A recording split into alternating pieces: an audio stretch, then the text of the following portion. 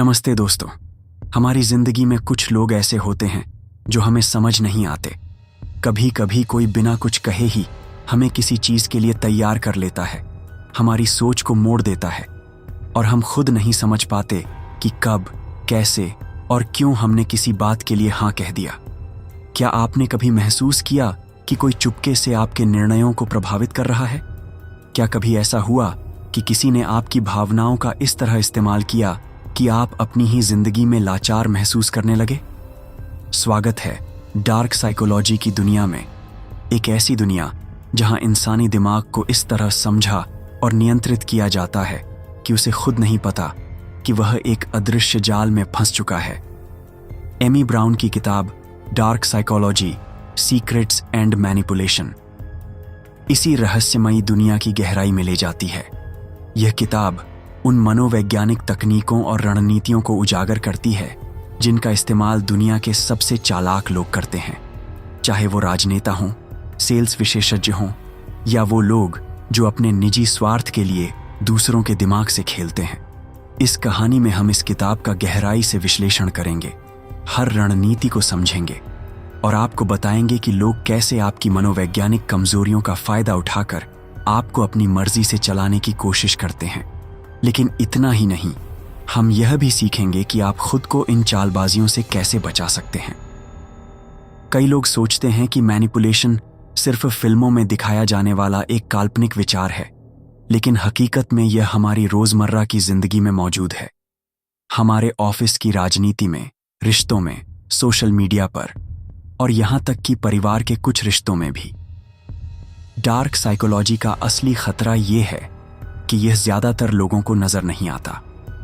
जो लोग इसे माहिर हो जाते हैं वे दूसरों के दिमाग को अपनी मर्जी से मोड़ने की ताकत हासिल कर लेते हैं। इसलिए यह जानना जरूरी है कि आपको मैनिपुलेट होने से कैसे बचाना है।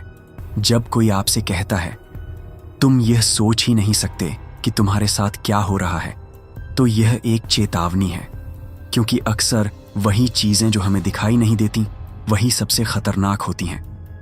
डार्क साइकोलॉजी का सबसे बड़ा सच यही है कि यह सब कुछ छुपकर बेहद चालाकी से किया जाता है।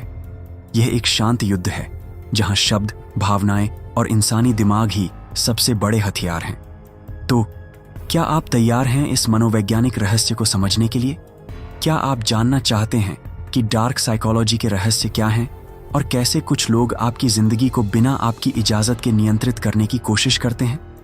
अगर हां, तो आइए इस रहस्यमयी दुनिया में गोता लगाएं और जानें कि कैसे हमारी सोच, भावनाएं और यहां तक कि हमारे कार्य भी नियंत्रित हो सकते हैं। चैप्टर 1, डार्क साइकोलॉजी के रहस्य और रणनीतियां। क्या आपने कभी किसी ऐसे व्यक्ति से मुलाकात की है जो बिना कुछ बोले ही माहौल को अपने नियंत्रण में ले लेता है? क्या आपने महसूस किया है कि कुछ लोग इतनी आसानी से दूसरों को प्रभावित कर लेते हैं कि सामने वाले को पता ही नहीं चलता कि वह उनकी मर्जी से निर्णय ले रहा है? यह कोई जादू नहीं, बल्कि डार्क साइकोलॉजी की गहरी रणनीतियों का कमाल है। यह एक ऐसी कला है जिसमें मनोवैज्ञानिक तकनीकों का उपयोग करके किसी की सोच, भावनाएं और निर्णय लेने की प्रक्रिया को बदला जाता है। इसे समझने वाले लोग दूसरों को इस तरह नियंत्रित करते हैं कि उन्हें इसका एहसास तक नहीं होता। डार्क साइकोलॉजी एक ऐसी शक्ति है जिसे सही व्यक्ति नैतिक रूप से इस्तेमाल कर सकता है, लेकिन गलत व्यक्ति इसे अपने स्वार्थ के लिए एक खतरनाक हथियार की तरह उपयोग करता है। जो लोग इसमें माहिर होते हैं वे कुछ खास रणनीतियों का उपयोग करते हैं। आइए इनमें से कुछ प्रमुख रणनीतियों पर नजर डालें। 1. Emotional mirroring. यह एक ऐसी तकनीक है जिसमें मैनिपुलेटर सामने वाले की भावनाओं, हाव भाव और सोचने के तरीके को सूक्ष्म रूप से कॉपी करता है। जब कोई आपके बोलने के अंदाज, हाव भाव या व्यवहार को नकल करता है तो आपका अवचेतन मन उसे अपने जैसा मानने लगता है। इससे आपके मन में उस व्यक्ति के प्रति एक अनजाना विश्वास पैदा होता है और यहीं से मैनिपुलेशन की शुरुआत होती है। 2. डर आधारित नियंत्रण, फियर बेस्ड कंट्रोल। इंसान का दिमाग स्वाभाविक रूप से डर से प्रभावित होता है। जब हमें किसी चीज का डर होता है तो हम उसे टालने के लिए कुछ भी करने को तैयार हो जाते हैं। डार्क साइकोलॉजी का इस्तेमाल करने वाले लोग इस डर का फायदा उठाते हैं। वे ऐसे शब्दों और विचारों का उपयोग करते हैं जो आपके दिमाग में अनिश्चितता और भय पैदा करें। वे आपको यह विश्वास दिलाते हैं कि अगर आपने उनकी बात नहीं मानी तो कुछ बुरा हो सकता है, चाहे वह आर्थिक नुकसान हो, सामाजिक बहिष्कार हो या भावनात्मक टूटन। 3. Gas lighting. यह एक खतरनाक मनोवैज्ञानिक तकनीक है जिसमें मैनिपुलेटर धीरे धीरे आपकी वास्तविकता को तोड़ मरोड़ कर पेश करता है ताकि आपको अपनी यादों, विचारों और धारणाओं पर संदेह होने लगे। आपको लगने लगता है कि शायद आप ही गलत हैं और सामने वाला सही है। उदाहरण के लिए, अगर कोई बार बार कहे तुम गलत समझ रहे हो या तुम्हारी याददाश्त ठीक नहीं है, तो यह गैस लाइटिंग का संकेत हो सकता है। यह तकनीक इतनी प्रभावी होती है कि व्यक्ति अपनी सोच पर शक करने लगता है और मैनिपुलेटर पर पूरी तरह निर्भर हो जाता है। 4. Guilt tripping. यह तकनीक आपके अंदर अपराध बोध जगाकर आपको मैनिपुलेटर की बात मानने के लिए मजबूर करती है। उदाहरण के लिए, अगर कोई कहे अगर तुम मेरी मदद नहीं करोगे तो मैं बहुत परेशान हो जाऊंगा या तुम्हारी वजह से मुझे दुख हुआ, तो यह गिल्ट ट्रिपिंग है। यह एक सूक्ष्म लेकिन बेहद प्रभावी तरीका है जिससे लोग दूसरों को अपने नियंत्रण में रखते हैं। 5. Isolation technique. इस रणनीति में मैनिपुलेटर धीरे धीरे अपने शिकार को बाकी दुनिया से अलग कर देता है ताकि वह पूरी तरह से उसके नियंत्रण में आ जाए।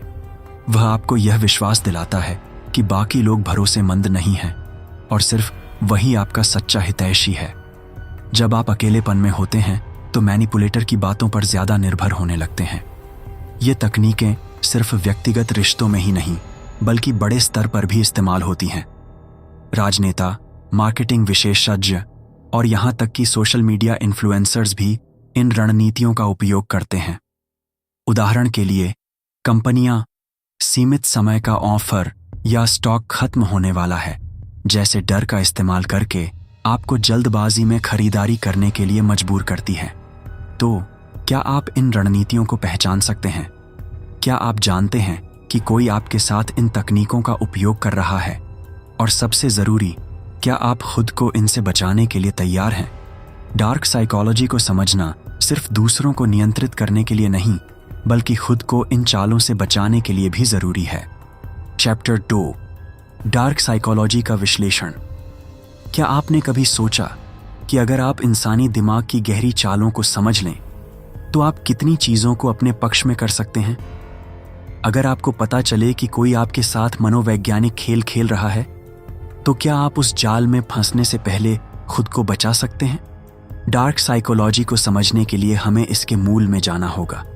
ये कोई साधारण मनोविज्ञान नहीं बल्कि इंसानी दिमाग के उन पहलुओं का अध्ययन है जिनके बारे में आम लोग सोचते भी नहीं।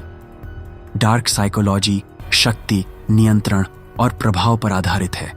यह इंसान की कमजोरियों, उसके डर, इच्छाओं और असुरक्षाओं को समझकर उन्हें नियंत्रित करने की कला है। यह उन तकनीकों का गहन अध्ययन है जिनका इस्तेमाल अक्सर नार्सिसिस्ट, साइकोपैथ और मास्टर मैनिपुलेटर करते हैं। हमारी रोजमर्रा की जिंदगी में कई बार ऐसे लोग हमारे संपर्क में आते हैं जो हमारी भावनाओं के साथ खेलते हैं, हमें अपराध बोध में डालते हैं या हमारे डर का फायदा उठाकर हमें अपनी मर्जी से चलाने की कोशिश करते हैं। लेकिन जब हम डार्क साइकोलॉजी को विश्लेषण करना शुरू करते हैं तो हमें समझ आता है कि ये लोग कैसे हमारे दिमाग को प्रभावित करते हैं। डार्क साइकोलॉजी को समझने का पहला कदम है यह जानना कि इंसानी दिमाग कैसे काम करता है। हमारी भावनाएं, डर, इच्छाएं और असुरक्षाएं हमें कमजोर बनाती हैं। जब कोई हमें स्वीकृति देता है तो हम खुश हो जाते हैं। जब कोई हमें नजरअंदाज करता है तो हम बेचैन हो जाते हैं। यही वह आधार है जिस पर डार्क साइकोलॉजी काम करती है। उदाहरण के लिए, जब कोई आपको यह विश्वास दिलाता है कि आप गलत हैं और वह सही है, तो क्या यह सिर्फ एक तर्क वितर्क है? जब कोई आपको कहता है कि आपने उनकी भावनाओं को ठेस पहुंचाई, तो क्या यह सिर्फ एक भावनात्मक अनुरोध है? नहीं, यह डार्क साइकोलॉजी की रणनीतियां हैं जिनका उपयोग करके लोग आपके विचारों और निर्णयों को नियंत्रित करते हैं। डार्क साइकोलॉजी के कुछ प्रमुख हथियार हैं। मैनिपुलेशन, भावनाओं के साथ खेलकर सामने वाले को अपनी मर्जी से चलाना। धोखा, डिसेप्शन, गलत जानकारी या आधे सच के जरिए भ्रम पैदा करना। गैसलाइटिंग, सामने वाले की वास्तविकता को तोड़ मरोड़ कर उसे अपनी सोच पर शक करने के लिए मजबूर करना। गिल्ट ट्रिपिंग, अपराध बोध जगाकर सामने वाले को अपनी बात मानने के लिए बाध्य करना। इन रणनीतियों को समझने से आप न केवल मैनिपुलेशन से बच सकते हैं बल्कि अपनी मानसिक ताकत को भी बढ़ा सकते हैं। सवाल यह है, क्या आपने कभी महसूस किया कि आपकी जिंदगी में कोई निर्णय आपका नहीं था बल्कि किसी ने आपको सूक्ष्म रूप से उसे लेने के लिए मजबूर किया था? क्या आप कभी ऐसे रिश्तों में रहे जहां आपको गैसलाइटिंग या गिल्ट ट्रिपिंग का शिकार बनाया गया? अगर हां, तो डार्क साइकोलॉजी को समझना आपके लिए एक मानसिक कवच की तरह काम कर सकता है। चैप्टर 3, मैनिपुलेशन की कला। क्या आपने कभी सोचा कि कुछ लोग इतनी आसानी से दूसरों को अपनी बात क्यों मनवा लेते हैं? वे बिना जोर जबरदस्ती के, बिना कोई ठोस तर्क दिए, सिर्फ अपने शब्दों और हाव भाव के जरिए सामने वाले की सोच को अपने हिसाब से मोड़ देते हैं। यह मैनिपुलेशन की कला है। मैनिपुलेशन कोई साधारण तकनीक नहीं बल्कि एक ऐसा खेल है जो इंसान की भावनाओं, डर, इच्छाओं और असुरक्षाओं पर खेला जाता है। एक कुशल मैनिपुलेटर सामने वाले के अवचेतन मन तक पहुंचता है और उसे यह विश्वास दिलाता है कि उसने खुद ही वह निर्णय लिया है, जबकि हकीकत में हर कदम मैनिपुलेटर की योजना का हिस्सा होता है। उदाहरण के लिए, जब कोई कहता है, अगर तुम मुझसे प्यार करते हो तो तुम यह करोगे, तो क्या यह प्यार की मांग है या एक चालाक मनोवैज्ञानिक चाल? जब कोई आपको अपराध बोध में डालता है कि आपने उनकी मदद नहीं की, भले ही आपके पास सही कारण हो, तो क्या यह सिर्फ एक अनुरोध है या एक मानसिक जाल? जब कोई आपके विचारों को तोड़ मरोड़ कर यह साबित करता है कि आप गलत हैं, तो क्या यह सिर्फ एक बहस है या एक सुनियोजित हमला? मैनिपुलेशन की जड़ें हमारी भावनाओं में गहरी होती हैं। हम सभी प्यार, सम्मान और स्वीकृति चाहते हैं। जब कोई इन भावनाओं को नियंत्रित कर लेता है तो वह हमें अपनी मर्जी से मोड़ सकता है। ये कला इतनी सूक्ष्म होती है कि हमें पता ही नहीं चलता कि हम मैनिपुलेट हो रहे हैं।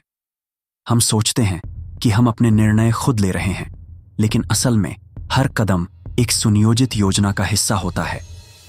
मैनिपुलेशन के कई रूप हैं। गैसलाइटिंग, आपको अपनी सोच और यादों पर शक करने के लिए मजबूर करना। साइलेंट ट्रीटमेंट, आपको अपनी मर्जी से चलाने के लिए चुप्पी का सहारा लेना। गिल्ट ट्रिपिंग, अपराध बोध जगाकर आपको अपनी बात मानने के लिए मजबूर करना।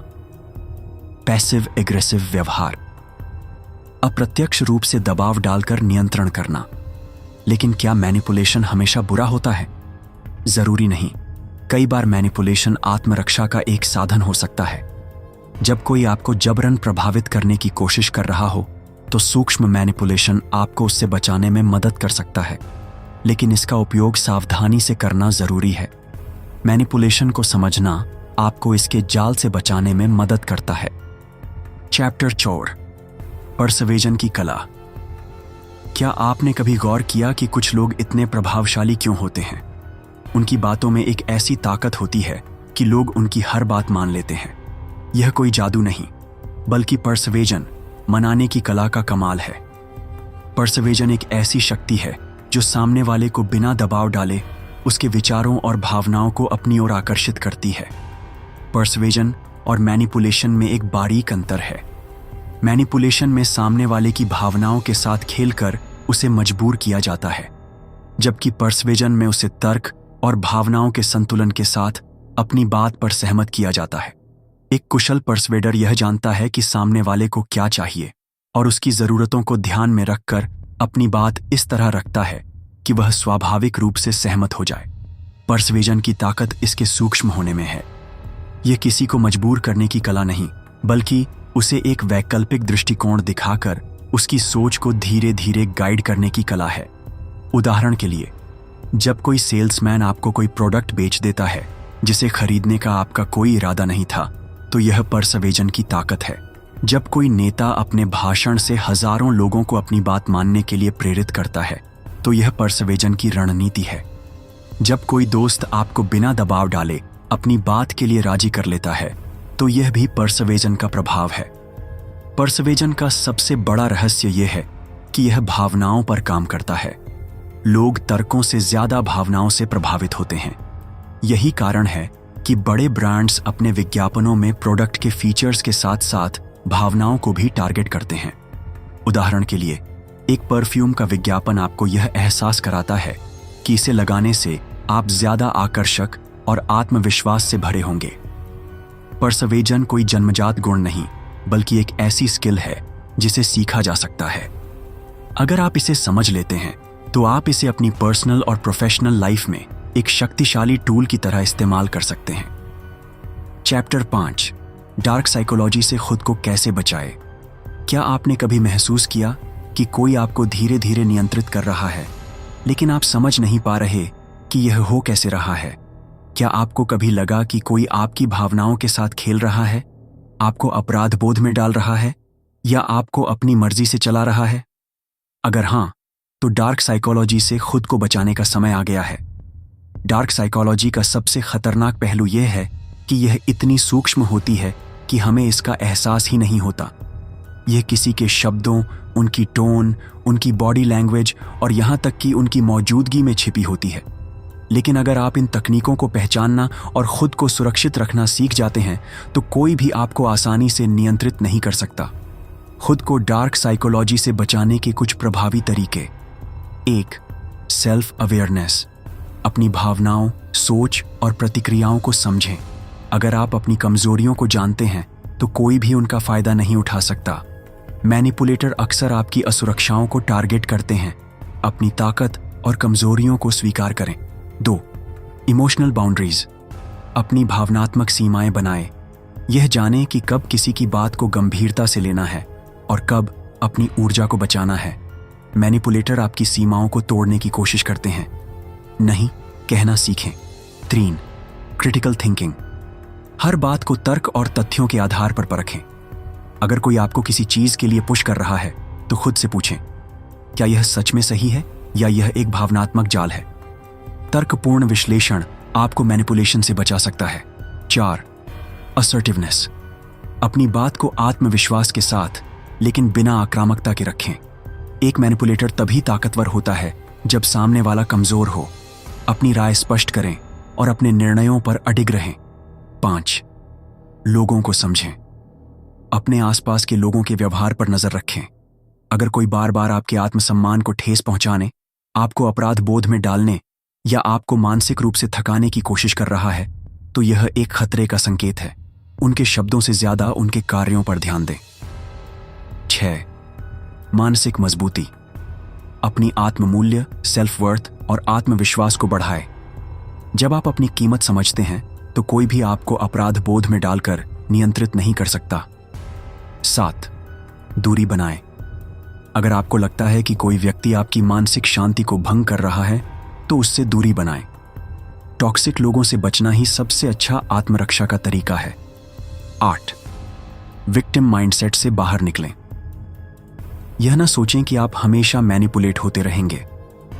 डार्क साइकोलॉजी का प्रभाव तभी होता है जब आप इसे नहीं समझते। जब आप इन तकनीकों को पहचान लेते हैं तो आप मानसिक रूप से इतने मजबूत हो जाते हैं कि कोई आपको आसानी से नियंत्रित नहीं कर सकता। निष्कर्ष, डार्क साइकोलॉजी एक ऐसी शक्ति है जो इंसानी दिमाग की गहराइयों को समझकर उसे नियंत्रित करने की कला सिखाती है। यह एक दोधारी तलवार है। इसे सही तरीके से इस्तेमाल करने वाला व्यक्ति दूसरों की मदद कर सकता है, लेकिन गलत हाथों में यह एक खतरनाक हथियार बन सकता है। इस कहानी का मकसद आपको डराना नहीं, बल्कि सशक्त बनाना है। जब आप डार्क साइकोलॉजी की रणनीतियों को समझ लेते हैं तो आप न केवल खुद को मैनिपुलेशन से बचा सकते हैं, बल्कि अपनी मानसिक ताकत को भी बढ़ा सकते हैं। तो क्या आप तैयार हैं अपनी जिंदगी के उन अदृश्य जालों को पहचानने के लिए जो शायद अभी भी आपके आसपास बुने जा रहे हैं? क्या आप तैयार हैं एक ऐसी मानसिक ढाल तैयार करने के लिए जो आपको हर तरह के मनोवैज्ञानिक हमले से बचा सके? यह ज्ञान आपके हाथ में है। इसे एक हथियार की तरह इस्तेमाल करें या एक कवच की तरह, यह आप पर निर्भर है। अगर आपको यह कहानी पसंद आई तो अपने विचार जरूर साझा करें। क्या आपको कभी ऐसा लगा कि कोई आपको बिना बताए मैनिपुलेट कर रहा था? और अगर हाँ, तो आपने उससे बचने के लिए क्या किया? आपकी राय मेरे लिए बहुत मायने रखती है। अगर आप और ऐसी रोचक और ज्ञानवर्धक कहानियां सुनना चाहते हैं तो इस चैनल को सब्सक्राइब करें और अगली कहानी का इंतजार करें। धन्यवाद और फिर मिलते हैं एक नई कहानी के साथ।